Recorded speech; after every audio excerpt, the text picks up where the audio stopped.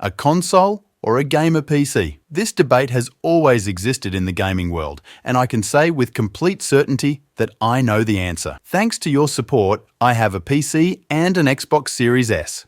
And you already know the basics. The Xbox is usually much cheaper than a gaming PC because it only costs between $250 to $300 and in others, world countries, $350.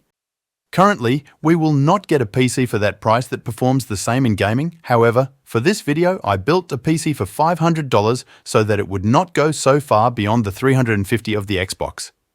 This same PC has a Ryzen 5 5600 16GB RAM, a 500GB M.2 SSD, and an RX 580 2548 Aero SP graphics card from AliExpress. That we will try it in the classic Fortnite game, the first thing I did was try to configure the same graphic settings on both the PC and the console. On the PC, I set everything to high with anti-aliasing FXAA 1080p and DirectX 11, and clearly the performance is not bad at all.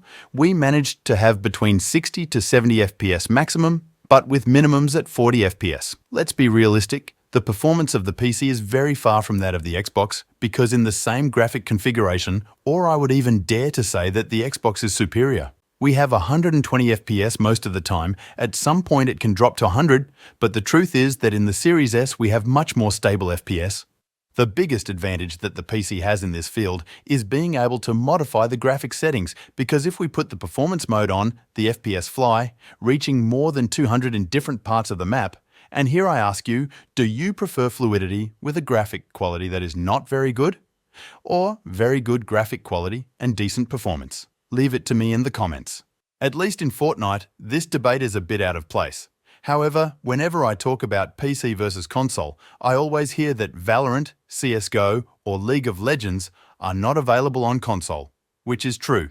These titles are not on any console, Xbox or PlayStation, much less on Switch, so in this section I would give the point to PC. Something that I must give credit to the Series S is its stability in games like Warzone. With this $500 PC, I had 60 FPS in balanced graphics, but on other occasions we had a little more than 30. Very different from the S series that we were hovering between 90 and 120 FPS with better graphics. At this point, the Xbox wins. Another thing that people do not take much into account is that since the Xbox does not have many ports, the most we can put is the control, a mouse and a keyboard, which of course is appreciated because we can play with the Series S as if it were a PC without present any type of delay in the peripherals, but you have to recognize the PC that by ports it beats the console by far. The same as in streaming. If in the previous videos we streamed with the console and it works well, however, we are very limited in the sense of alerts, in modifying aspects of the webcam, playing music or extra things that can be added a much simpler way on PC using, for example, OBS. So in streaming, I would give the fully deserved point to the computer. But remember that I am very objective.